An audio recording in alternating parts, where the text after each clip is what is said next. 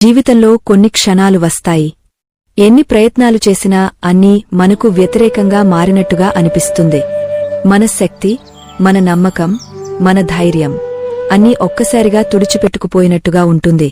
అప్పుడు మనస్సు అడుగుతుంది, ఇదేనా నా విధి? ఇక ముందుకు నడవాలా, లేక ఇక్కడే ఆగపోవాలా? కానీ ఇంతలోనే ఒక స్వరం వినిపిస్తుంది. అది శ్రీకృష్ణుడి స్వరం. మానసిక బలమే నీ అసలైన ఆయుధం. చెడ్డ సమయాలు నిన్ను విరగగలవు కాని ఓడించలేవు. ఈ కథలో మనం చూస్తాం, ఒక సాధారణ మనిషి జీవితంలో శ్రీకృష్ణుని బోధలు ఎలా ఆ శక్తిని నింపాయి, ఎలా అతను చీకటిలోనూ వెలుగును కనుగొన్నాడు, మరియు చివరికి ఎలా అతని ఓటమి విజయమైంది. ఇది కేవలం ఒక కథ కాదు, మనలో ప్రతి ఒక్కరిలో దాగ ఉన్న ధైర్యానికి జ్ఞాపకం. ఈ వీడియోలో మీరు వినబోయేది భగవద్గీతలోని ఆ మాటలు, చెడ్డ నుండి చెడ్డ సమయాల్లో కూడా మనకు ఓటమిని అంగీకరించనివ్వని ఆ దివ్యమైన సత్యం. అందుకే చివరి వరకు చూడండి, ఎందుకంటే ఈ కథ మీ జీవితాన్ని కొత్తగా ఆలోచించేలా చేస్తుంది. చెడ్డ సమయాల్లో కూడా ఓటమి అంగీకరించనివ్వని శ్రీకృష్ణుని శక్తివంతమైన మాటలు. నమస్కారం సోదరీ సోదరులారా, జీవితంలో నిజమైన ప్రశాంతత కావాలా, విజయం సాధించాలా, సమస్యలను సులభంగా అధిగమించాలా అని అనిపిస్తుందా? అయితే ఈరోజు మీతో పంచుకోబోయే ఈ మాటలు మీ ఆలోచనలను మార్చేస్తాయి, మనస్కు బలాన్ని ఇస్తాయి, జీవితంలోని ప్రతి ఇబ్బందిని సరళంగా చేస్తాయి. ఇది కేవలం జ్ఞానం మాత్రమే కాదు, జీవితానికి అమృతం లాంటిది. ఈ 25 మాటలను హృదయపూర్వకంగా విని అర్థం చేసుకుంటే మీ జీవితంలో మార్పు ఖాయం. దుంహకాలు దూరమవుతాయి, మార్గాలు తెరుచుకుంటాయి, మనస్కు నిజమైన శాంతి లభిస్తుంది. కాబట్టి ఈ చర్చను చివరి వరకు తప్పకుండా వినండి. బహుశా ఇదే ఆ క్షణం భగవద్గీత మీ జీవిత దిశను మార్చేస్తుంది. సరే, మొదలు పెడదాం. శ్రీమద్భగవద్గీత యొక్క మొదటి బోధ ఇది. జీవితంలో ఎప్పుడైనా కష్టం వచ్చినప్పుడు ధైర్యాన్ని వదులుకోకు. కొంచెం ఓపిక పట్టు. కష్ట సమయాల్లో తమను తాము సంభాలించుకుని ఓపికగా ఉండేవాళ్లు ప్రతి అడ్డంకిని సులువుగా దాటేస్తారు. ఒక రాజు తన గురువు దగ్గరకు వెళ్లాడు. రాజ్యంలో సర్వం సుఖసంతోషాలే ఉన్నా కాలం ఎప్పుడు మారుతుందో తెలియదు కదా. ఒకవేళ చెడు సమయం వచ్చినప్పుడు దాన్ని ఎదుర్కొనే మంత్రం ఏదైనా ఇవ్వండి అని అడిగాడు. గురువు ఒక కవచం ఇచ్చి బిగించాడు. ఇందులో ఒక మంత్రం రాసి ఉంచాను. జీవితంలో అతి చెడు సమయం వచ్చి ఇక దీనికంటే ఘోరం ఏమీ ఉండదనిపించినప్పుడు దీన్ని తెరిచి చదువు. నీలో గొప్ప శక్తి నిండుతుంది అన్నాడు. ఒకరోజు ఆ రాజ్యంపై మరో రాజు దాడి చేశాడు. రాజు తన రాజ్యాన్ని, నగరాన్ని వదిలి కొందరితో పారిపోవలసి వచ్చింది. ఆ సమయంలో రాజు బాధపడుతూ గుర్తు చేసుకున్నాడు గురువు ఇచ్చిన కవచం గురించి. ఇక దీనికంటే చెడు సమయం మరొకటి ఉండదు అనుకుని తెరిచాడు. అందులో రాసి ఉంది, ఈ సమయం కూడా గడిచిపోతుందే. ఈ మాట చదివి రాజు మనసులో శక్తి పుట్టింది. ఈ చెడు సమయం శాశ్వతం కాదు, ఇది కూడా తప్పక గడిచిపోతుంది అని నమ్మకం కలిగింది. కాబట్టి ధైర్యం కోల్పోకూడదు. మళ్లీ సైన్యాన్ని సమీకరించాలి అని అనుకున్నాడు. సైనికులను ఏకం చేసి శత్రువుపై దాడిచేసి తన రాజ్యాన్ని తిరిగా స్వాధీనం చేసుకున్నాడు. జీవితంలో ఎంత ఘోర పరిస్థితి వచ్చినా అది శాశ్వతం కాదు. ఒకరోజు అది తప్పక గడిచిపోతుంది. కాలం ఎలాంటిదైనా ఒకరోజు మారుతుందే. మన జీవితంలో ఎన్నోసార్లు దున్హకాలు వచ్చాయి, కష్ట సమయాలు ఎదురయ్యాయి కాని ప్రతిసారీ దాటాము కదా. అలాగే మీ జీవితంలో చెడు సమయం వచ్చినప్పుడు మనసులో ఈ నమ్మకముంచండి, ఈ సమయం కూడా గడిచిపోతుందే. ధైర్యం వదులుకోకండి. మీలో ఓపిక ఉంటే అతి కష్ట సమయాన్నైనా దాటేస్తారు. శ్రీమద్భగవద్గీత 2వ బోధ ఇది. జీవితంలో ఒంటరిగా అనిపించినప్పుడు ఈ సత్యాన్ని గుర్తుంచుకో. నువ్వు ఈ ప్రపంచంలో ఒంటరిగానే వచ్చావు, ఒంటరిగానే వెళ్తావు. వాస్తవంలో ఇక్కడ ఎవరూ నీ సొంతం కాదు. ఒకరోజు తల్లిదండ్రులు కూడా నిన్ను ఒంటరిగా వదిలి వెళ్తారు. మరి ఇతరుల నుంచి ఏం ఆశించడం? ఎవరైనా నీతో ఉండి వెళ్తే గుర్తుంచుకో, ఆ దేవుడు ఎప్పుడూ నీతోనే ఉంటాడు. ఆయన ఎప్పుడూ నిన్ను వదలడు. గీతలో శ్రీకృష్ణుడు అర్జునునికి చెప్పాడు, నన్ను ఎవరు నమ్మినా నమ్మకపోయినా నేను మనుషులను ఎప్పుడు వదలను, ఎందుకంటే వీళ్లంతా నా సంతానమే. మనుషుడు దేవుడి అంశమే అని చెప్పబడింది. అందుకే మనుషులను దేవుని సంతానం అంటారు. కాబట్టి ఒంటరితనం వల్ల ఎప్పుడూ బాధపడకు, భయపడకు. చెడు వ్యక్తులతో ఉండటమే భయపడాలి. ఒక మాట ఉంది కొంచెముండటం ఏమీ లేకపోవడం కంటే మేలు. మరో మాట ఏమీ లేకపోవడం అర్థం లేని వాటికంటే మేలు. అర్థం లేని వ్యక్తులతో ఉండటం కంటే ఒంటరిగా ఉండటమే మేలు. అందుకే గీత ఈ బోధ ఒంటరిగా బాధపడే ప్రతి ఒక్కరికీ అవసరం. ఒంటరితనం నుంచి భయపడటం బాధపడటం మానే ఇక్కడ ఎవరూ ఎవరివాళ్లు కాదు. గీత మూడవ బోధ ఇది. జీవితంలో ఎప్పుడూ తనను తాను ఎవరి అవసరం అని చేసుకోకు. ఎవరి అవసరమైతే వాళ్లు నీకు బాధ కలిగించలేరు, నీ లాభం తీసుకోలేరు. ఎవరి అవసరం అయిపోతావో వాడు నీ లాభం తీసుకోవడం మొదలుపెడతాడు. ఎవరి అవసరం అయిన రోజునుంచి వాళ్ల బానిసగా మారాల్సి వస్తుంది. ఇతరులు వదిలే కాని ఇంటిపని వత్తిళ్ల అవసరమైపోతే వాళ్లు ఏవేవో సహిస్తారు. నీ పనివాళ్లు లేకుండా నడవదని తెలుసు కాబట్టి, నువ్వు స్వయంగా చేయలేవని తెలుసు కాబట్టి, మరెవరూ దొరకడం లేదని తెలుసు కాబట్టి వాళ్లు నిన్ను ఇబ్బంది పెట్టడం మొదలుపెడతారు. కాని నువ్వు నీ పని నీవే చేసుకోగలవని వాళ్లకు అర్థమైతే వేరే వేయి ఆప్షన్లు దొరుకుతాయని తెలిస్తే వాళ్లు నోరు మూసుకుని పనిచేస్తారు. నువ్వు చేసే ఉద్యోగంలో యజమాని తప్పు చేసినా నీవు భరిస్తూ ఉంటే నీవు అతని అవసరమని తెలుసు కాబట్టి అతను పూర్తిగా లాభం తీసుకుంటాడు. ఇంటి కుటుంబంలో కూడా ఎవరి అవసరమైతే వాళ్లు నిన్ను పూర్తిగా పీడిస్తారు. ఎందుకంటే నీవు 24 గంటలు అక్కడే ఉంటావు, వేరే చోటికి వెళ్లలేవు. నీ తలపై కాలు పెట్టి ఆడతాడు, నిన్ను పూర్తిగా తన నియంత్రణలో ఉంచుతాడు. ప్రజలకు తమ కంటే బలహీనులను నియంత్రించడం ఎంతో ఆనందంగా ఉంటుంది. నీవు వేలకు మేలు చేసినా వాళ్లకు సంతోషం కలిగే ప్రతి పని చేసినా వాళ్లు నీ మెడ గట్టిగా పట్టుకుని ఉంచుతారు. నీలో ప్రతిభ ఉంటే నీ రెక్కలు కోసేస్తారు. నీవు జీవితంలో ముందుకు ఎదగకుండా ప్రతి ప్రయత్నం చేస్తారు. ఎవరి అవసరం అవ్వడం మరణం కంటే ఘోరం. అవసరం నిన్ను బానిసగా చేసి ఉంచుతుంది. ఎప్పుడైనా గమనించావా, నీ జీవితాన్ని చెడగొట్టేవాళ్లు నీవు ఎవరి అవసరం అయిపోతావో వాళ్లే. నీ దుంహకం అంతా అక్కడి నుంచే వస్తుంది. అవసరం కేవలం శరీరం పని సంబంధమైనది మాత్రమే కాదు, అతి పెద్దది మనసు సంబంధమైనది. జీవితంలో ఎవరైనా కావాలి మనల్ని చూసుకోవడానికి, లేకపోతే సంతోషముండదు. ఒంటరితనం భరించలేం. అప్పుడు అలాంటి వ్యక్తులతో అనుబంధం ఏర్పరుచుకుంటాం. వాళ్లు నీ మనసు అవసరాన్ని పూర్తిగా లాభం తీసుకుంటారు. నీవు వాళ్లతో సంబంధం పెట్టుకోవడం నీ జీవితంలో కొంచెం సంతోషం కోసం, వాళ్లు నిన్ను కన్నీళ్లు పెట్టిస్తారు. నీ పూర్తి జీవితాన్ని నరకంగా మార్చేస్తారు. గుర్తుంచుకో, తల్లిదండ్రులు తప్ప ఈ ప్రపంచంలో ఎవరి అవసరమైనా వాళ్లు నీ లాభం తీసుకుంటారు. అందుకే జీవితంలో ఎవరి అవసరమని ఎప్పుడూ చేసుకోకు. శ్రీమద్భగవద్గీత 4వ బోధ ఇది. ఎవరైనా నీతో మోసం లేదా దగా చేస్తే వాళ్లను తిట్టడం బాధపడటం మానేయ్. బదులుగా వాళ్లనుంచి పాణ్యం నేర్చుకో. ప్రజలు నీవు అనుకున్నట్టు ఉండరు. ఇక్కడ ప్రజలు ముఖాన ముసుగు ధరించి తిరుగుతారు. ప్రతి ఒక్కరూ తమను తాము మంచిగా చూపించడానికి ప్రయత్నిస్తారు, మంచివారు కావడానికి కాదు. ఎవరితోనైనా కొంచెం తప్పు ప్రవర్తన చూపిస్తే వాళ్ల నిజరూపం కనిపిస్తుంది. లేదా నీ జీవితంలో కష్ట సమయం వచ్చినప్పుడు కూడా వాళ్ల నిజస్వరూపం తెలుస్తుంది. అందుకే ఎవరిపైనా త్వరగా నమ్మకం పెట్టకు. ఎవరినుంచైనా అంచనాలు పెట్టుకోకు, తర్వాత నీ హృదయం పగిలిపోతుంది. ఈ ప్రపంచ ప్రజలు ఎప్పుడూ ఎవరివాళ్లు కాలేదు, ఎవరివాళ్లు కారు. నీ హృదయాన్ని ఆ దేవునికి సమర్పించు. అప్పుడు చూడు, నీ హృదయాన్ని ఎవరూ బాధపెట్టలేరు. గీత 12వ అధ్యాయం భక్తి యోగంలో శ్రీకృష్ణుడు అర్జునునికి చెప్పాడు, నీ మనసు బుద్ధి హృదయం ఆయనలో పెట్టు, అప్పుడు నీ హృదయాన్ని ఎవరూ బాధపెట్టలేరు, ఎవరూ పగలగట్టలేరు. గుర్తుంచుకో, ఈ ప్రపంచంలో నీవు ఎవరితో అత్యధికంగా హృదయం కలుపుతావో అత్యధిక బాధ కూడా ఆ వ్యక్తి నుంచే వస్తుంది. ఎందుకంటే ఈ ప్రపంచంలో హృదయానికి భావనలకు విలువలేదు. విలువ ఉంది కేవలం లాభం, ఉపయోగం. నీనుంచి ఏం లాభం పొందవచ్చు? నీనుంచి లాభం ఉన్నంతవరకు అందరూ మంచిగా ఉంటారు. లాభం అయిపోగానే మాట్లాడే తీరు మారిపోతుంది. కాబట్టి కొత్తగా కలిసిన వ్యక్తిపై నమ్మకం పెట్టకు.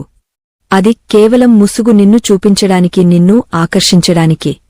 ఇప్పుడు నీవు దానిలో చిక్కుకుంటావా లేక నీ బుద్ధిని ఉపయోగించి నిర్ణయం తీసుకుంటావా, అది నీ చేతుల్లో ఉంది. గీత 5వ బోధ ఇది. నీ గత సమయాన్ని మరచిపో. గత దుంహకాల్లో జీవిస్తూ పశ్చాత్తాపంలో ఉంటే ఈ రోజు కూడా సంతోషంగా ఉండలేవు.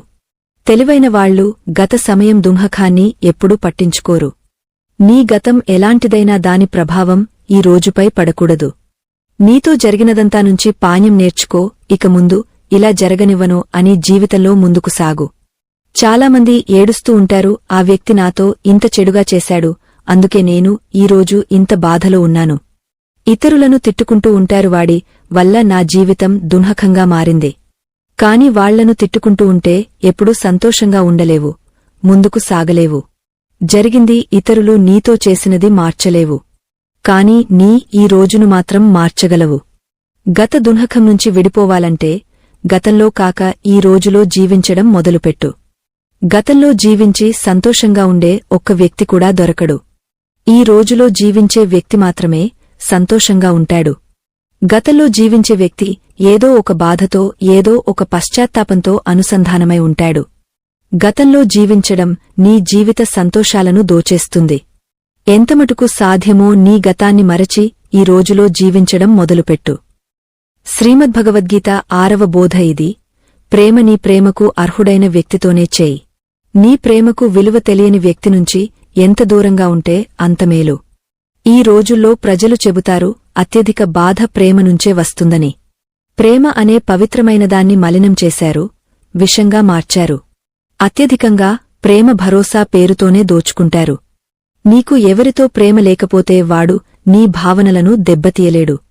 సంబంధం ఏదైనా అతి మితంగా ప్రేమ చేస్తే, అర్హత లేకపోతే దున్హకం తప్ప మరేమీ దొరకదు. వాస్తవంలో ప్రేమ బాధ ఇవ్వదు కాని, నీ ప్రేమకు విలువ తెలియని వ్యక్తితో ప్రేమ చేయడం బాధ ఇస్తుంది.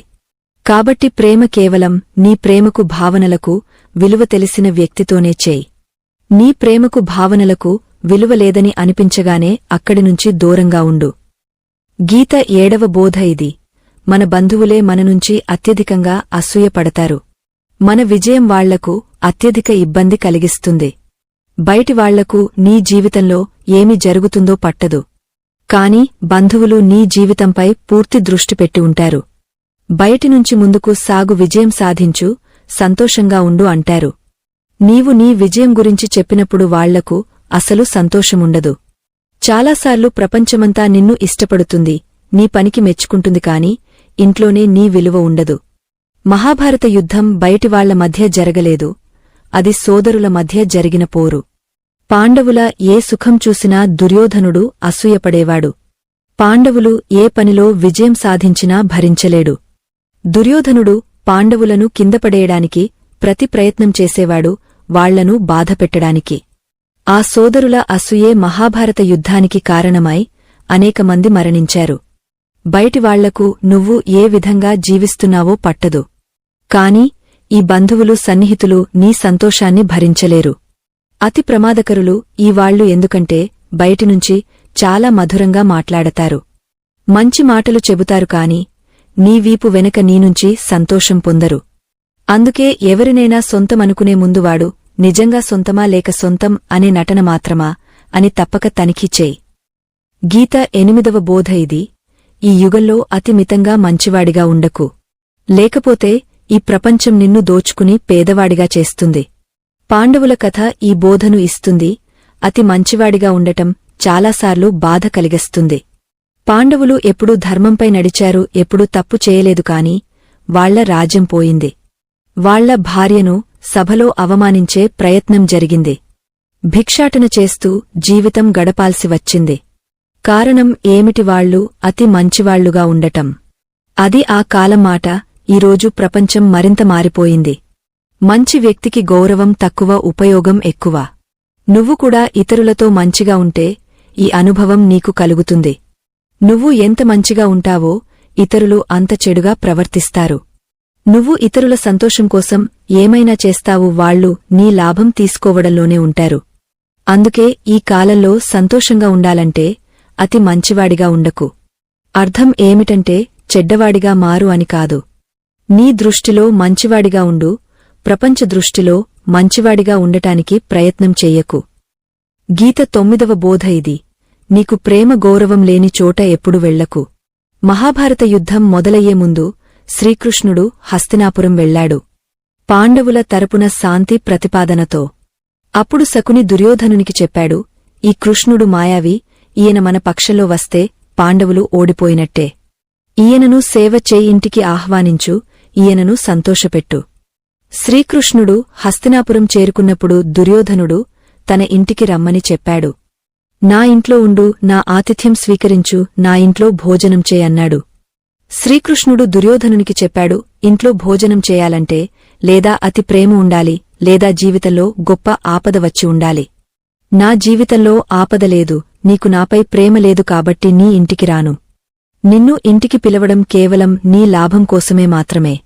లాభం కోసం ఉన్న వాళ్ల ఇంటికి ఎప్పుడూ వెళ్లకూడదు. అందుకే ఈ బోధ నీకు ప్రేమ లేని గౌరవం లేని చోట ఎప్పుడూ ఉండకు.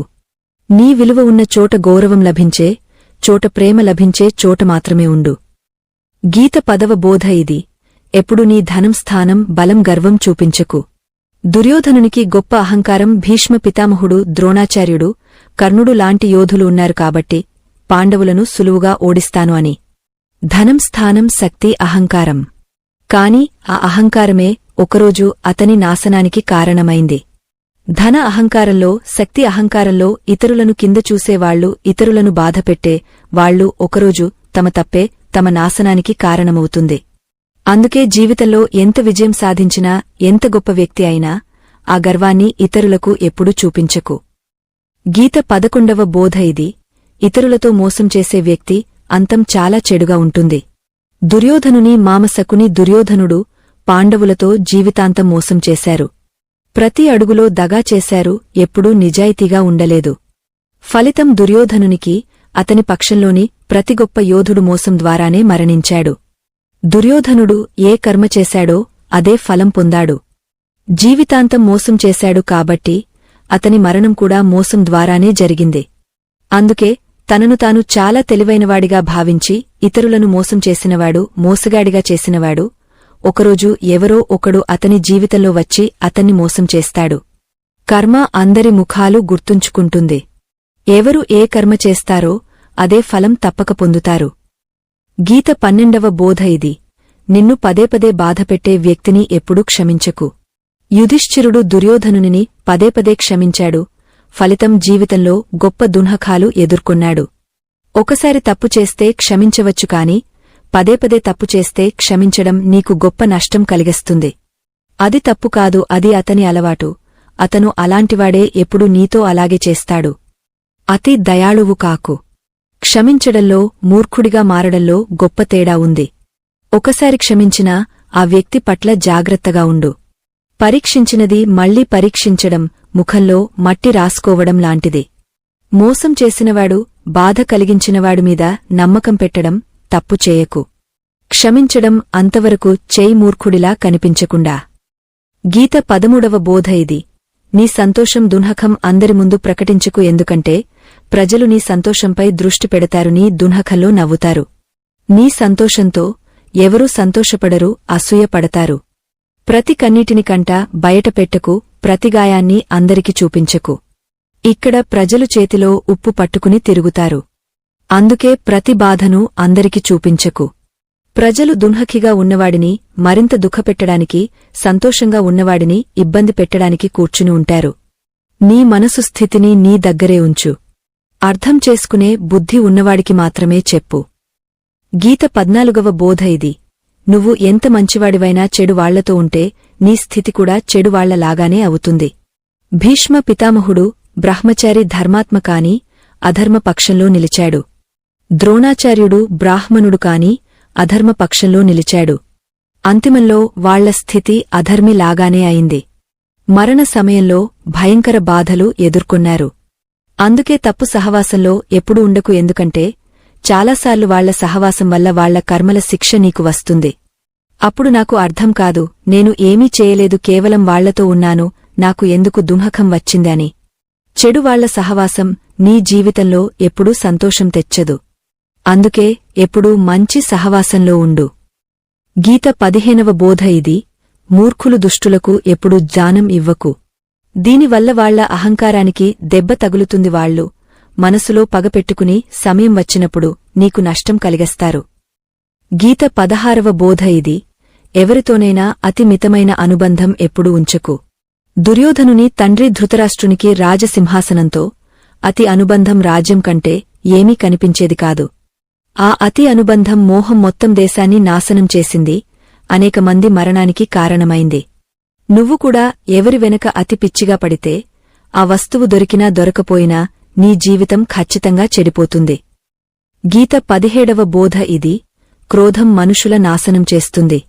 క్రోధమున్న వ్యక్తికి స్నేహితులు ఉండరు, అందరూ దూరంగా పారిపోతారు. అతని సంబంధాలన్నీ అంతమవుతాయి. క్రోధాన్ని నియంత్రించలేని వ్యక్తి జీవితంలో ఏమీ నియంత్రించలేడు. గీత 18వ బోధ ఇది: నీ మనసును శాంతంగా ఉంచడం నేర్చుకో. అశాంత మనసు జీవితంలో దున్హకం తప్ప మరేమీ ఇవ్వదు. శాంత మనసు జీవితంలో ప్రేమ, ఆనందం ఇస్తుంది. దున్హక సుఖం, శాంత అశాంత మనసు ఫలితాలు మాత్రమే. అశాంత మనసు దున్హకాన్ని పుట్టిస్తుంది, శాంత మనసు పరమానందాన్ని పుట్టిస్తుంది. గీత 19వ బోధ ఇది: కంటికి కనిపించే సత్యంపై కూడా త్వరగా నమ్మకం పెట్టకు. చాలా కథలు విని ఉంటావు, కంటికి కనిపించినది కూడా సత్యం కాదు. అందుకే నమ్మకం పెట్టడంలో త్వరపడకు. గీత 20వ బోధ ఇది: ఇతరులలో సహారా వెతకడం మానేయి. నీ మనసు యొక్క అతిపెద్ద బలహీనత ఇతరులలో సహారా వెతకడం. అదే నిన్ను బలహీనంగా చేస్తుంది. నీ స్వంత నమ్మకాన్ని పోగొట్టుకుంటుంది. ఈయన నా సహారా కష్ట సమయంలో పనికొస్తాడు అని అనుకునే వాళ్లు కష్ట సమయంలో అతి బాధపడతారు, ఒంటరిగా మిగిలిపోతారు. కేవలం దేవుణ్ణి నీ సహారాగా చేయి. చూడు, ఎప్పుడైనా కష్టం వచ్చినప్పుడు ఎవరో ఒకరిని నీ సహాయానికి పంపుతాడు. ప్రపంచాన్ని సహారాగా చెయ్యకు. తమకు సహారా వెతుకుతున్న వాళ్లు నీ సహారా ఎలా అవుతారు? సహారా ప్రపంచాన్ని కాదు, దేవుణ్ణి చేయి. గీత 21వ బోధ ఇది: అతి మధురంగా మాట్లాడేవాళ్లు అతి మెచ్చుకునే వాళ్లు పట్ల జాగ్రత్త. ప్రజలు మధురం మాట్లాడేది నీనుంచి లాభం తీసుకోవాలని మాత్రమే. నీ మెచ్చుకోవడం కూడా నీనుంచి పని తీసుకోవాలని మాత్రమే. గుర్తుంచుకో, మెచ్చుకోవడం జీవితంలో ఉచితంగా దొరకదు. ఎవరైనా మెచ్చుకుంటే దానికి ఏదో ఒకటి చెల్లించాల్సి ఉంటుంది. అతి మధురంగా మాట్లాడేవాళ్లు అతి మెచ్చుకునే వాళ్లు పట్ల జాగ్రత్త. గీత 22వ బోధ ఇది: ముఖంపై సొంతం చూపి వీపు వెనక నష్టం కలిగించే వాళ్లనుంచి దూరంగా ఉండు. చాణక్యుడు చెప్పాడు, అలాంటివాళ్లు గిన్నెలాంటివారు. ముఖంపై అమృతముంటుంది, లోపల విషం నిండి ఉంటుంది. అమృతం అనుకుని తాగితే వాస్తవంలో విషమే. అలాంటివాళ్లను విషంలాగా వదిలేయి, సొంతం నటన చేసి వెనకనుంచి నష్టం కలిగించే వాళ్లను. గీత 23వ బోధ ఇది: సంబంధంలో మర్యాదలు దాటితే అక్కడ నాశనం మాత్రమే. ఎవరైనా పెద్దవాడు చిన్నవాడు సంబంధాల్లో మర్యాదలు దాటితే ఆ సంబంధం ఎప్పుడూ నిలబడదు. సంబంధం నడిచేది ఇద్దరూ ఒకరినొకరు గౌరవించినప్పుడు, విలువ ఇచ్చినప్పుడు, లిమిట్ దాటనప్పుడు మాత్రమే. లిమిట్ లేని సంబంధం, గౌరవం లేని సంబంధం ఈ రోజు కాదా రేపు అంతమవుతుంది. గీత 24వ బోధ ఇది: జీవితంలో చాలాసార్లు కొత్తగా మొదలు పెట్టడానికి పాతదాన్ని పూర్తిగా తుడిచివేయాలి. శ్రీకృష్ణుని దగ్గర కుంతీదేవి అడిగింది, ఎందుకు ఇంత గొప్ప యుద్ధం చేయించావు అని. శ్రీకృష్ణుడు చెప్పాడు, అధర్మం అతి మితంగా పెరిగిపోయింది, దాన్ని పూర్తిగా నాశనం చేసి కొత్త యుగం తేవడానికి పాతదాన్ని పూర్తిగా నాశనం చేయడం అవసరం. పాత భవనం పూర్తిగా కూలిపోతే దాన్ని పూర్తిగా కూల్చి మళ్లీ కొత్తగా నిర్మిస్తారు.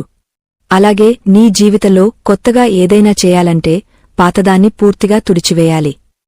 గీత 25వ బోధ ఇది: ఈ రోజుల్లో మనుషులే మనుషులకు శత్రువులుగా మారారు.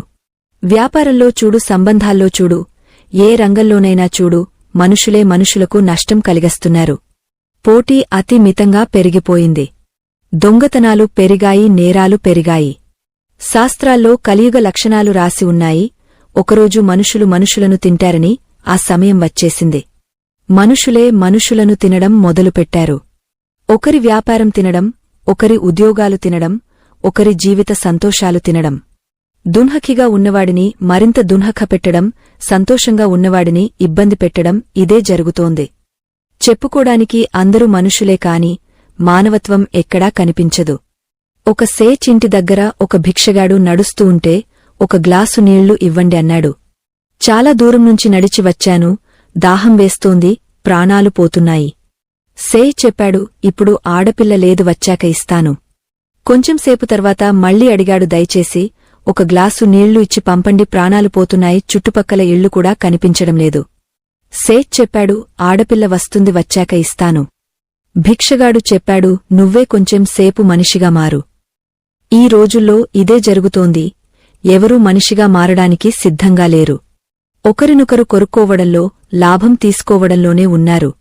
అందుకే కలియుగాన్ని లాభంయుగం అంటారు. ప్రజలు కేవలం లాభం కోసమే ఒకరితో ఒకరు అనుసంధానమై ఉంటారు.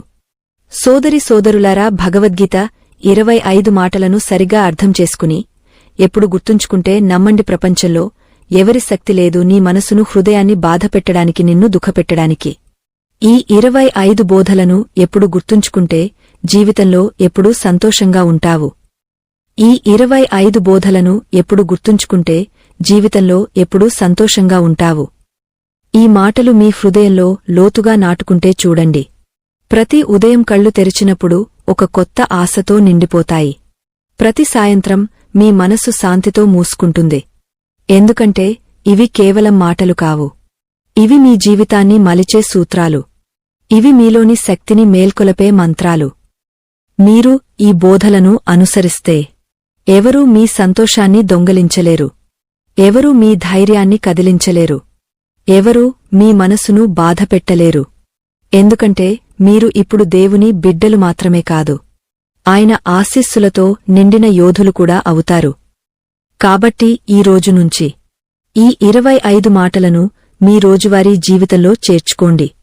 ప్రతి ఒక్కటి మీ హృదయంలో ఒక దీపంలా వెలిగించండి. అప్పుడు చూడండి మీ జీవితం ఎలా కాంతిమయమవుతుందో, ఎలా ప్రశాంతంగా మారుతుందో, ఎలా విజయవంతంగా సాగుతుందో. ఈ మాటలు మీతో పంచుకోవడం నాకు ఎంతో ఆనందాన్ని ఇచ్చింది. మీరు వీటిని అనుసరించి సంతోషంగా ఉండాలని హృదయపూర్వకంగా కోరుకుంటున్నాను. ఇలాంటి మరిన్ని హృదయస్పర్శి బోధలు మీకు అందించాలని ఉంది. కాబట్టి మా ఛానల్ను సబ్స్క్రైబ్ చేసి పక్కనే ఉన్న బెలైకాన్ నొక్కి ప్రతి కొత్త వీడియో మీకు వెంటనే అందేలా చూసుకోండి. మీ అందరి జీవితాలు ఎప్పుడూ ఆనందంతో నిండి ఉండాలి, శాంతితో కళకళలాడాలి. ఇదే నా హృదయపూర్వక ఆశీర్వాదం. ఇలాంటి హృదయస్పర్శి బోధలు మీకు నచ్చితే మా ఛానల్ను తప్పకుండా సబ్స్క్రైబ్ చేయండి.